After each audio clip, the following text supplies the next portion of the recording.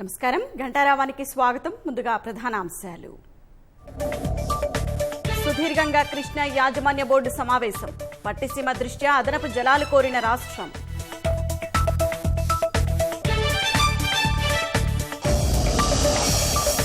పదో తరగతి పరీక్షలకు సన్నద్ధమైన సర్కారు. ఏర్పాట్లపై హైకోర్టుకు నివేదిక, రేపు విచారణ.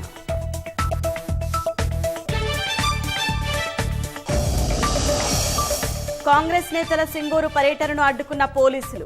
విపక్షాలను కేసీఆర్ అణిచేస్తున్నారని ఉత్తమ్ ఆగ్రహం.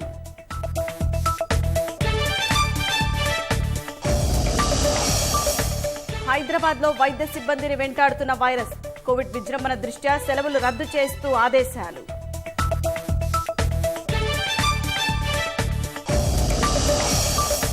దేశంలో 2,17,000 దాటిన కరోనా కేసులు. ఢిల్లీ ఎయిమ్స్ లో 480 మంది వైద్య సిబ్బందికి వైరస్.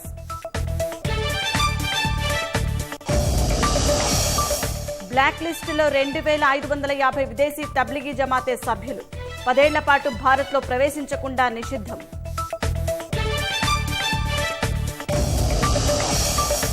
భారత్ ఆస్ట్రేలియా మధ్య కీలకమైన రక్షణ ఒప్పందం.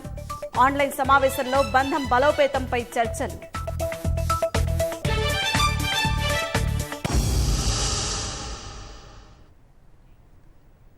నీటి వాటాలకు సంబంధించి 2 తెలుగు రాష్ట్రాలు పరస్పరం ఫిర్యాదు చేసుకున్న తరుణంలో హైదరాబాద్ జలసోధలో కృష్ణానది యాజమాన్య బోర్డు సమావేశం సుదీర్ఘంగా సాగింది.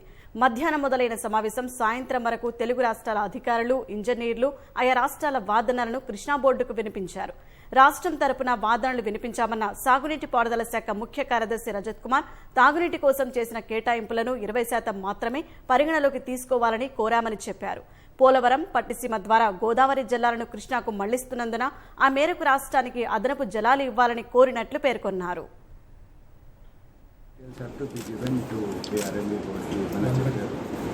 అదేవిధంగా మిగతా అన్ని కూడా మన క్లెయిమ్స్ ఉన్నాయి. కొన్ని ఇష్యూస్ లాంగ్ స్టాండింగ్ పెండింగ్గా ఉన్నాయి. ఫర్ ఎగ్జాంపుల్ కృష్ణా బేసిన్కి వస్తుంది పోలవరం ప్రాజెక్ట్ నుండి, దానికి అలొకేషన్ అది అని మోస్ట్ ఆఫ్ ద ఇష్యూస్ ఇక్కడ మేము మన క్లెయిమ్స్ ప్రెజెంట్ చేసాము. డ్రింకింగ్ వాటర్కి కూడా యాక్చువల్గా మనకు 16.5 TMC హైదరాబాద్కి ఉంది.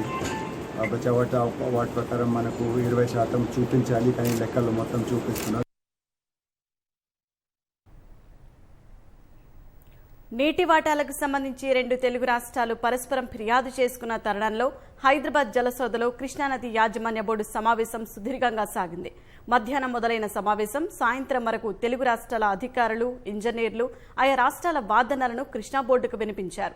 రాష్ట్రం తరపున వాదనలు వినిపించామన్న సాగునీటి పారుదల శాఖ ముఖ్య కార్యదర్శి రజత్ కుమార్ తాగునీటి కోసం చేసిన కేటాయింపులను 20% మాత్రమే పరిగణలోకి తీసుకోవాలని కోరామని చెప్పారు. పోలవరం, పట్టిసీమ ద్వారా గోదావరి జలాలను కృష్ణాకు మళ్లిస్తున్నందున ఆ మేరకు రాష్ట్రానికి అదనపు జలాలు ఇవ్వాలని కోరినట్లు పేర్కొన్నారు.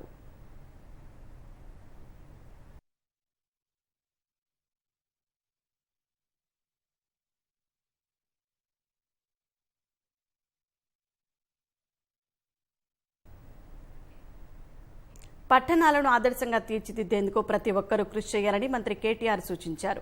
వరంగల్, ఖమ్మం మున్సిపల్ కార్పొరేషన్లపై హైదరాబాద్లో సమీక్ష నిర్వహించిన ఆయన ప్రజల కనీస అవసరాలపై ప్రధానంగా దృష్టి సారించాలని ఆదేశించారు. ఇందుకోసం పురపాలక శాఖ తరపున అన్ని రకాల సాయం అందిస్తామని తెలిపారు.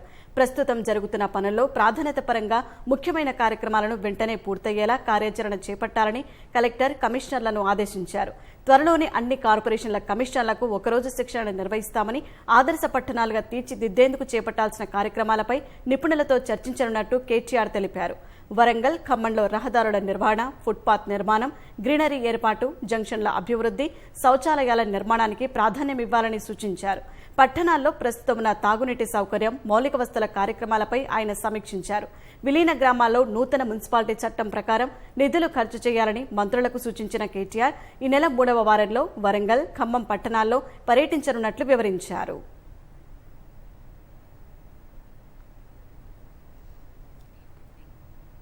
రాష్ట్రంలో 10వ తరగతి పరీక్షల నిర్వహణ పట్ల విద్యార్థులు తల్లిదండ్రులు ఆందోళన వ్యక్తం చేస్తున్నారు.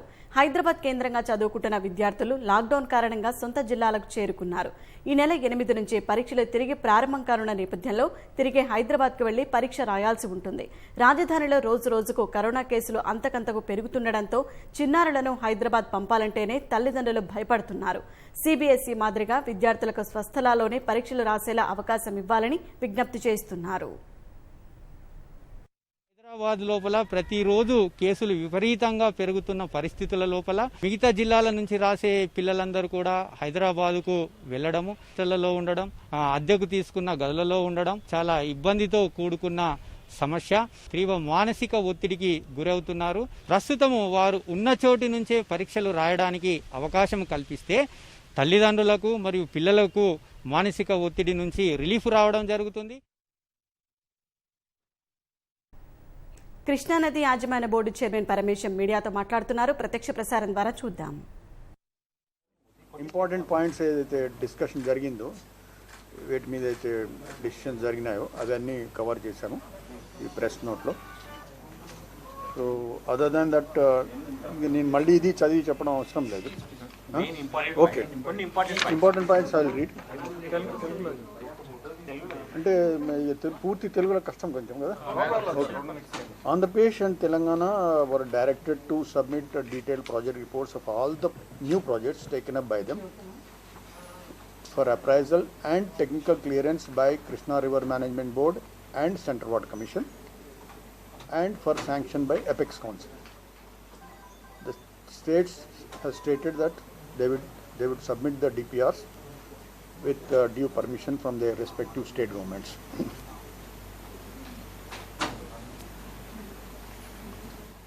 There was discussion regarding sharing of water during the current water year.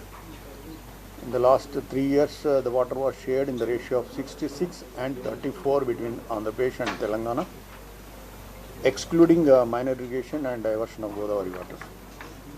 This year, they have agreed to continue the same ratio of sharing till finalization of decision regarding minor irrigation and diversion of Godavari waters to Krishna River. Both the states have agreed the importance of telemetry phase 2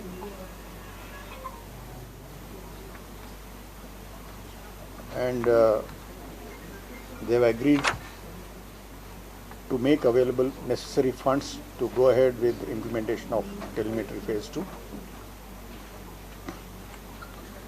Regarding a power sharing at Srisailam project between Andhra Pradesh and Telangana, it was agreed to share in the ratio of 50-50 between AP and Telangana during the current year. This is same as the previous year's agreements.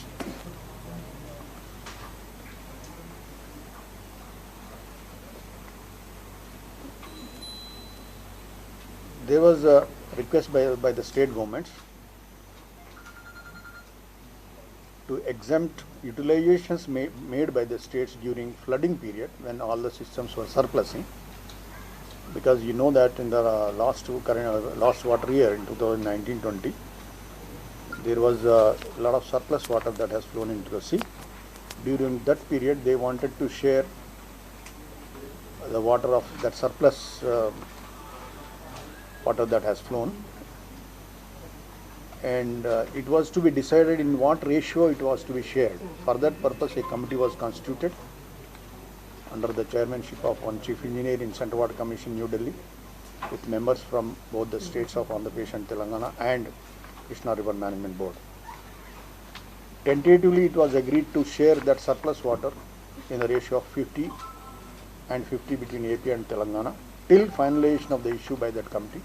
Certain data was to be given by the states to the committee, and we have requested the committee, the states to give the data, and they have agreed, and we will request the committee to expedite the decision so that the sharing of surplus waters will be decided. Nagarjuna Sagar left canal serves both Andhra Pradesh and Telangana. So there was a issue of sharing of losses when the water in Nagarjuna left canal serves both the states when the water is flowing. Observations were made in the previous years also by a committee formed by officials of Krishna River Management Board and officials of both the states. The board decided to continue the observations of losses in the Nagarjuna left canal during the current water year also.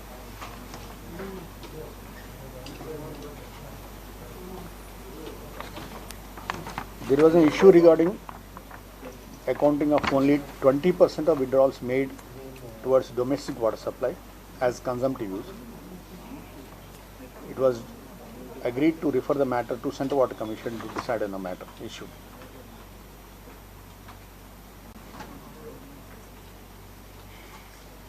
Regarding use of carryover part of water share of Telangana and Srisailam Nagarjuna Sagar projects, the government of Telangana's contention to account it as a part of allocation in previous water year. The matter will be discussed after getting views of government of AP.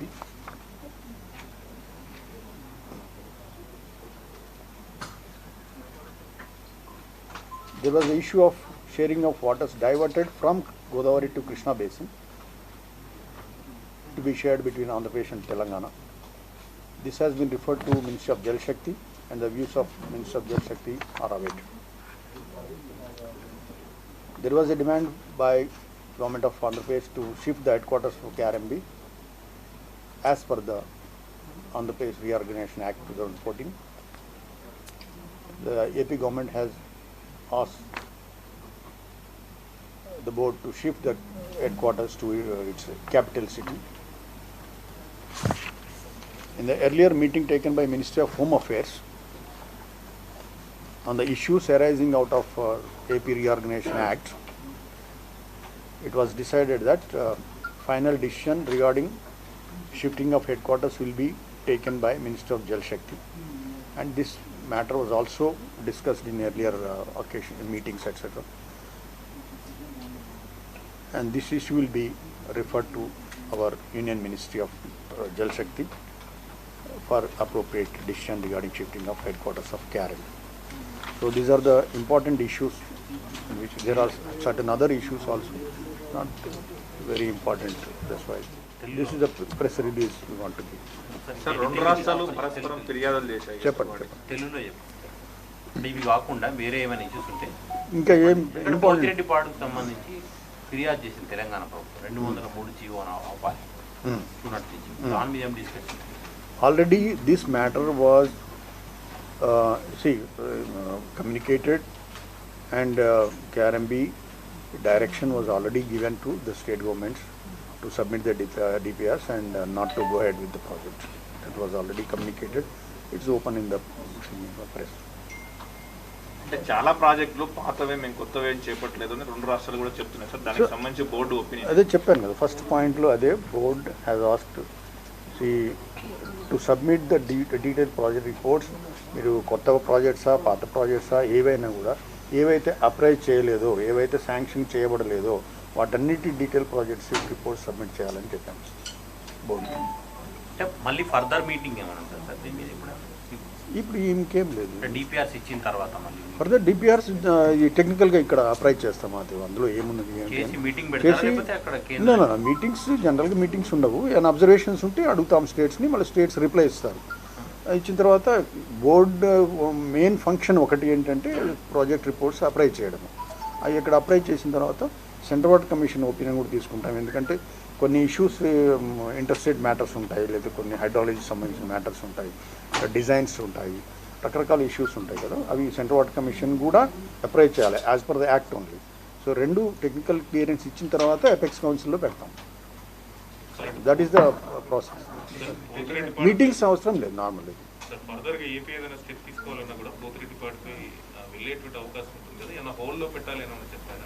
Already directions issue చేసాం. ఈ meeting కంటే ముందే issue చేసాం direction not to go head with new projects. Second phase already list ఇచ్చామండి. ఒక 9 telemetry stations పెట్టాలని already decide అయింది in previous board మీటింగ్స్లోనే 9 locations with the consent of both the states అది డిసైడ్ అయింది. Nagari sir left right canals ఉన్నాయి, పొద్దుటిపాడు ఉంది, KC canal ఉంది, పాలేరు అలాంటి ఆల్ ఇంపార్టెంట్ లొకేషన్. లేదండి, we're awaiting the direction by ministry of Jal Shakti because this is the board under the administrative control of union ministry of Jal Shakti. So that ministry has to give a direction then to. Apex council meeting కోసం కేంద్ర జలశక్తి శాఖ మిమ్మల్ని agenda పంపమని అడిగింది KRMB. అంటే బేసిక్గా apex కౌన్సిల్లో ఎవరుంటారు? స్టేట్ గవర్నమెంట్స్ చీఫ్ మినిస్టర్స్, ఇద్దరు honourable chief ministers, they are members. Honourable union minister is the chairman. బేసిక్గా ఎజెండా అనేది స్టేట్ గవర్నమెంట్స్ ఇవ్వాలి. సో మేము కూడా అడిగాము స్టేట్ గవర్నమెంట్స్ని. So they have to give agenda for apex council. Telangana చెప్పండి, గత ఏడాది వాడని వాటర్ ఏవైతే ఉన్నాయో ఆ వాటర్ని మళ్ళీ ఈ సంవత్సరం యూజ్ చేసుకోవడానికి పర్మిషన్ ఇవ్వాలి. దానికి పర్మిషన్ ఇది డిస్కషన్ అయింది, కానీ ఫైనల్ డిసిషన్ ఏం తీసుకోలేదు. Matter will be discussed again after getting views of Andhra Pradesh. ఎందుకంటే ఆ ఎజెండా జస్ట్ ఇవాళే వచ్చింది. అది మేము పూర్తిగా డిస్కస్ చేయడము, అక్రాస్ ద టేబుల్ డిసైడ్ చేయడం కుదరదు, అది కాంప్లికేటెడ్ ఇష్యూ ఉంటుంది. కాబట్టి వ్యూస్ ఆఫ్ ఆంధ్రప్రదేశ్ వచ్చిన తర్వాత that will be discuss. Srisailam Nagarjuna Sagar ప్రాజెక్టులు కట్టినప్పటి నుంచి ఇప్పటి వరకు క్యారీ ఓవర్ కింద ఎప్పుడు ఏ సంవత్సరం పెట్టింది లేదు. దీన్ని ఎట్లా ఆల్రెడీ చట్టంలో కూడా చెప్పింది క్యారీ ఓవర్ పెట్టుకోమని చెప్పేసి, పెట్టుకుంటేనే ఫర్దర్ ఇరిగేషన్ పీరియడ్కు యూజ్గా ఉంటుంది. కానీ పెట్టడం లేదు. రెండు, మీరేమో సర్ప్లస్ వాటరు తెలంగాణ 50%, ఏపీ 50% అన్నారు. సర్ప్లస్ వాటర్ అనేది ఏ స్థాయి నుంచి లెక్కిస్తారు, అసలు ఎలా? అదే అంటున్నాను, దానికోసమే కమిటీ వేశారు. ఇప్పుడు అది నేను అక్రాస్ ద టేబుల్ చెప్పలేను. ఇప్పుడు దానికి రూల్ కర్వ్స్ అని ఉంటాయి. ఫర్ ఎగ్జాంపుల్ ప్రాజెక్ట్ని ఎట్లా ఆపరేట్ చేయాలి అని రూల్ కర్వ్స్ ఉంటాయి. అంటే ఫలానా డేట్లో June 1st మీరు ఏ లెవెల్ ఉంచాలి, June 15th ఏ లెవెల్ ఉంచాలి, July 1st ఏ లెవెల్ ఉంచాలని ఒక రూల్స్ ఉంటాయి, రూల్ కర్వ్స్ ఉంటాయి ప్రతి ప్రాజెక్ట్కి. దాని ప్రకారం ఫాలో కావాలి.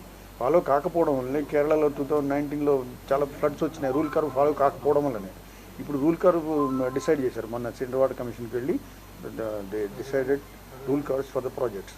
సో ఇలాంటి ఇష్యూస్ ఉంటాయి. ఆ రూల్ కర్వ్స్ కంటే ఎక్కువ పోయిన వాటర్ని సర్ప్లస్ అనవచ్చు.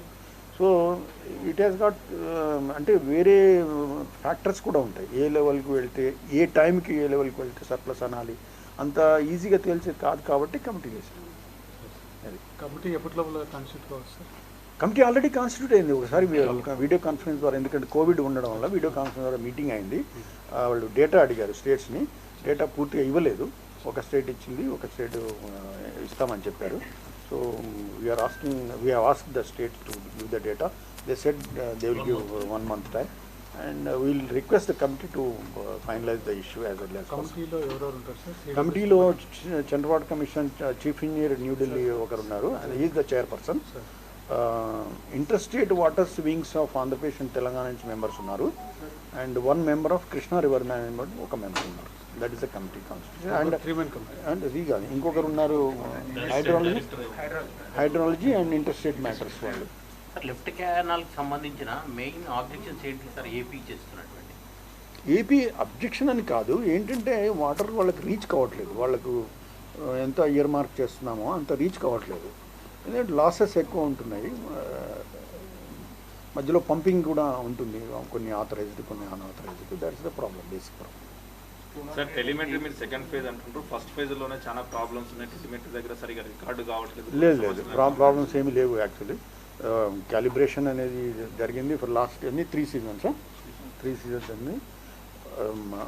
Out of 18, all 17 are giving good data. One is not giving because of the location, hydraulic conditions. అంటే hydraulic jump ఫామ్ అయ్యేది. It's not the fault of telemetry. Rayalaseema lift irrigation Pothireddypadu సామర్థ్యం పెంపుకు సంబంధించి ఏపీ అధికారులు ఏం చెప్పారు? ఏపీ అధికారులు ఏం చెప్పారంటే, ఏపీ అధికారులు ఇప్పుడైతే జస్ట్ అడ్మినిస్ట్రేటివ్ శాంక్షన్ ఇచ్చారు. ఓకే, తెలంగాణ అబ్జెక్ట్ చేసింది. దాన్ని బట్టి బోర్డు తరఫున మేము నాట్ టు గో హెడ్ అని ఆర్డర్ ఇచ్చాము. That stands matters. ఏ బేస్లో వాళ్ళు ప్లాన్ చేశారు? వాళ్ళు ఏమంటారంటే, మాకు ఏదైతే అలొకేటెడ్ వాటర్ ఉందో, మా షేర్లో ఎంత ఉందో అంతే యూజ్ చేసుకుంటాము అన్నట్లు వాళ్ళ contention. That's what they said. Pattiseema అంటే డైవర్షన్ ఆఫ్ గోదావరి వాటర్ మీద జనరల్గా డిస్కషన్ అయింది. 80 TMC డైవర్ట్ చేసినప్పుడు 45 TMC కంబైన్డ్ స్టేట్ ఆఫ్ ఆంధ్రప్రదేశ్కి అలొకేషన్ ఉంది కదా. ఆ 45లో తెలంగాణకి ఆంధ్రాకి ఎంత రావాలి డిసైడ్ చేయమని చెప్పారు. So this matter was already referred to minister of Jal Shakti and again we are waiting for review of views of Minister of Jal Shakti. Total water allocations పైన తెలంగాణ ఆబ్జెక్షన్ చేస్తుంది కదా 575. అది అంటే that's a matter in the tribunal, not in the board. మాకు సంబంధం లేదు. దానికి సంబంధం లేదంటే ట్రిబ్యునల్ డిసిషన్ ఇంప్లిమెంట్ చేస్తాం అంతేగాని ట్రిబ్యునల్ వాళ్ళ ఆర్గ్యుమెంట్స్ ఏదో నడుస్తుంది. సార్ చివరిగా ఏపీ ఏమో కేఆర్ఎంబి షిఫ్ట్ చేయండి ఏపీకి అని చెప్పేసి అడుగుతూ ఉంది. ఇక్కడేమో ఫెసిలిటీస్ ఉన్నాయి, ఇక్కడ చాలా కాలం నుంచి జరుగుతున్నారు. అయితే ఇప్పుడు ఏపీలో క్యాపిటల్ ఎక్కడో ఇంకా డిసైడ్ కాలేదు. వాళ్ళ చూడండి అది అంటే చాలా మంది ఇంకా అంత తొందరగా ఉందని చెప్పేసి అంటున్నారు. మరి మీరు ఎట్లా? ఇప్పుడు అది ఇప్పుడు ఏపీ స్టేట్లో ప్రస్తుతం ఉన్నది క్యాపిటల్ విజయవాడలోనే ఉంది. వాళ్ళు అక్కడికి షిఫ్ట్ చేయమంటున్నారు. వాళ్ళ ఇంటర్నల్ మ్యాటర్ మనం చెప్పలేం కదా. మీ క్యాపిటల్ ఎక్కడ పెట్టుకున్నారు, that is their internal matter. And act says that this has to be located in Andhra Pradesh. Board budget issues, employees issues అని రిజాల్వ్ అయ్యాయి సార్? ఏమన్నా అలవెన్సెస్ అవి అంటే రిజాల్వ్ అయినట్టే. ఎందుకంటే budget 50-50 they have to share. We have projected the accounts, మీరు ఎంత ఇవ్వాలని. They readily agree to share the release the funds to the board. There is no issue. Staff గురించి ఏంటంటే 50-50 staff already more or less 50-50 ఉన్నారు ప్రాక్టికల్గా. We only said that before posting somebody, ఎవరైనా post చేసే ముందు ఆ క్యాండిడేట్ సూటబుల్లా కాదా మీరు చూడాలి. దానికి ఒక మెకానిజం ఉండాలి, ఒక చిన్న కమిటీ లాంటిది ఉంది. వాటర్ మేనేజ్మెంట్లో ఎక్స్పీరియన్స్ ఉందా లేదా, రిటైర్మెంట్ ఎంత దగ్గర ఉంది, ఎంత దూరం ఉంది, ఇలాంటి ఇష్యూస్ చూడాలి. 3 నెలలు రిటైర్ చేశారనుకోండి ప్రాబ్లమేటిక్ ఉంటుంది కదా. సో ఈ issues they readily agree. There is no issue absolutely.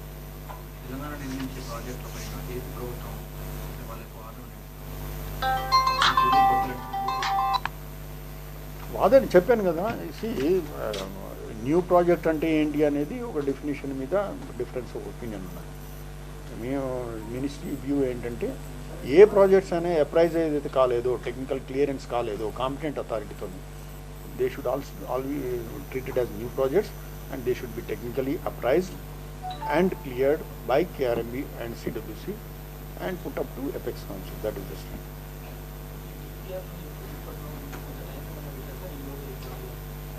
ఎందుకంటే టైం పెట్టలేకపోయాము. ఎందుకంటే they said that we have to take permission of their government. ఇప్పుడు ఆంధ్రప్రదేశ్ ఆంధ్రప్రదేశ్ గవర్నమెంట్, తెలంగాణ తెలంగాణ. సో అది చెప్పలేకపోయాను. విదిన్ 1 వీక్ చెప్పలేకపోతున్నాను.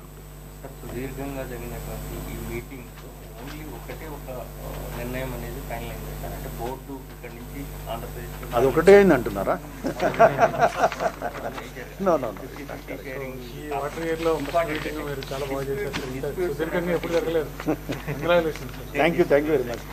No you cannot say like that because నేను ఈ points నేను చెప్పాను. They are all true.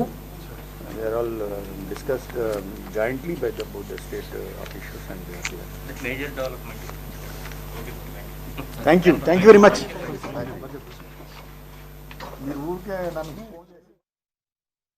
Corona నివారణ చర్యలతో 10వ తరగతి పరీక్షలు నిర్వహిస్తామని, విద్యార్థులకు ఎలాంటి అసౌకర్యం కలగకుండా ఏర్పాట్లు చేశామని విద్యాశాఖ హైకోర్టుకు నివేదించింది. ప్రతి పరీక్షా కేంద్రంలో వైద్య సిబ్బందిని నియమిస్తున్నామని వివరించింది. విద్యాశాఖ నివేదిక ఆధారంగా విచారణ చేపట్టనున్న ధర్మాసనం రేపు పరీక్షల నిర్వహణపై స్పష్టమైన ఆదేశాలు జారీ చేయనుంది. 10వ తరగతి పరీక్షలపై మరోసారి విచారణ చేపట్టిన హైకోర్టు ప్రభుత్వ సన్నద్ధతపై ఆరా తీసింది. రాష్ట్రంలో కరోనా కేసులు పెరుగుతున్న నేపథ్యంలో ఇప్పటికీ 10వ తరగతి పరీక్షల నిర్వహణకి సిద్దమవుతున్నారా అని ప్రశ్నించింది. ఈ నెల 3న పరిస్థితులను సమీక్షించి పరీక్షల నిర్వహణపై ముందుకెళ్లాలని సూచించిన justice R S Chauhan, justice B Vijaysen Reddy ధర్మాసనం తాజా పరిస్థితులు, ప్రభుత్వ ఏర్పాట్లను అడిగి తెలుసుకుంది. ఈ మేరకు కరోనా నివారణ జాగ్రత్తలు తీసుకుంటూ పరీక్షలు నిర్వహించేందుకు ప్రభుత్వం సిద్ధంగా ఉందని నివేదించిన అడ్వకేట్ జనరల్ బిఎస్ ప్రసాద్ 10వ తరగతి పరీక్షల కోసం జిల్లాల వారీగా చేసిన ఏర్పాట్లను వివరిస్తూ నివేదిక సమర్పించారు. ఏర్పాట్లకు సంబంధించిన వీడియో ప్రెజెంటేషన్ కూడా ఇవ్వడానికి సిద్ధంగా ఉన్నామన్నారు. ఈ నెల 8 నుంచి 10వ తరగతి పరీక్షల నిర్వహణకు సిద్ధంగా ఉన్నామని నివేదిక సమర్పించిన విద్యాశాఖ విద్యార్థులకు ఎలాంటి అసౌకర్యం లేకుండా ఏర్పాట్లు చేసినట్లు నివేదికలో పేర్కొంది. అన్ని పరీక్షా కేంద్రాలను శానిటైజ్ చేసేందుకు ఒక్కో పరీక్షకు మధ్య 2 రోజుల వ్యవధి ఉండే విధంగా ఈ నెల 8 నుంచి జూలై 5 వరకు షెడ్యూల్ చేసినట్లు తెలిపింది. సరైన వెలుతురు, గాలి, విద్యుత్, మంచినీరు, ఇతర వసతులు ఉన్న భవనాలనే పరీక్షా కేంద్రాలకు ఎంపిక చేసినట్టు వెల్లడించింది. కంటైన్మెంట్ ప్రాంతాల్లో పరీక్షా కేంద్రాలు లేవన్న విద్యాశాఖ గతంలో ఉన్న 2530 పరీక్షా కేంద్రాలను 4535కి పెంచినట్లు నివేదించింది. విద్యార్థులకు కొత్త హాల్ టికెట్లు జారీ చేయడం లేదని, పరీక్షా కేంద్రాల వివరాలను తల్లిదండ్రుల మొబైల్కు సమాచారం ఇస్తున్నట్టు తెలిపింది. ఒక్కో విద్యార్థి మధ్య 6 అడుగుల దూరం ఉండే విధంగా ఏర్పాట్లు చేశామని, కరోనా నివారణ చర్యల్లో భాగంగా థర్మల్ స్క్రీనింగ్ ఏర్పాట్లు చేసినట్టు తెలిపింది. ప్రతి పరీక్ష కేంద్రానికి ఒకరు చొప్పున 4535 మంది వైద్య సిబ్బంది నియమించినట్లు పేర్కొంది. జీహెచ్ఎంసీ పరిధిలో 10వ తరగతి విద్యార్థుల కోసం ఆర్టీసీ ప్రత్యేక బస్సులు నడపనున్నట్టు తెలిపింది. విద్యార్థులు, తల్లిదండ్రుల అనుమానాలు తొలగేలా జిల్లా విద్యాధికారి కార్యాలయాల్లో హెల్ప్ లైన్ ఏర్పాటు చేసి విస్తృత ప్రచారం కల్పిస్తున్నామని వెల్లడించిన విద్యాశాఖ భౌతిక దూరం, మాస్కులు, శానిటైజేషన్ జాగ్రత్తలపై విద్యార్థులకు అవగాహన కల్పించామని హైకోర్టుకు సమర్పించిన నివేదికలో పేర్కొంది.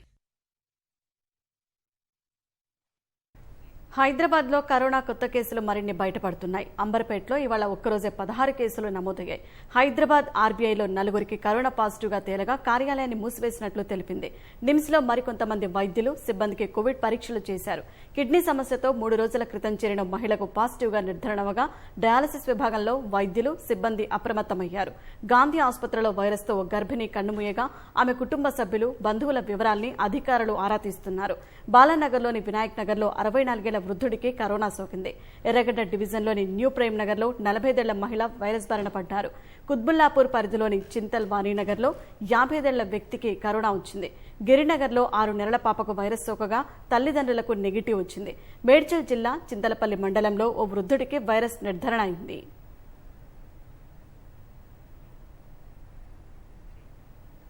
హైదరాబాద్ మహానగర పాలక సంస్థ పరిధిలో రోజురోజుకు కరోనా కేసులు పెరుగుతున్నందున వైద్య విద్యా సంచాలకులు కీలక ఆదేశాలు జారీ చేశారు. ఈ మేరకు జీహెచ్ఎంసీ పరిధిలోని మెడికల్ కళాశాలలతో పాటు ఆసుపత్రి సూపరింటెండెంట్లకు డీఎంఏ రమేష్ రెడ్డి ప్రత్యేక ఆదేశాలు జారీ చేశారు. ప్రతి ఆసుపత్రిలోని వైద్యులతో పాటు ఇతర సిబ్బంది 2గా విభజించాలని సూచించారు. ప్రతి బ్యాచ్కు 7 రోజుల పాటు క్వారంటైన్లో ఉంచాలని సూచించిన ఆయన ఓ బ్యాచ్ ముగిసిన తర్వాత మరో బ్యాచ్ క్వారంటైన్కి వెళ్లాల్సి ఉంటుందని వివరించారు. కరోనా విజృంభణ నేపథ్యంలో సెలవులు రద్దు చేసినట్లు రమేష్ రెడ్డి వెల్లడించారు. విధుల్లో ఉన్న వైద్యులు, వైద్య సిబ్బందికి వైరస్ లక్షణాలు కనిపిస్తే వెంటనే ఐసోలేషన్ చేసి కరోనా పరీక్షలు చేసి చికిత్స అందించాలని సూచించారు. ప్రతి ఆసుపత్రిలో విధుల్లో ఉన్నవారంతా విధిగా వ్యక్తిగత రక్షణ కోసం పీపీఈ కిట్లు, మాస్కులు ధరించాలని రమేష్ రెడ్డి విజ్ఞప్తి చేశారు.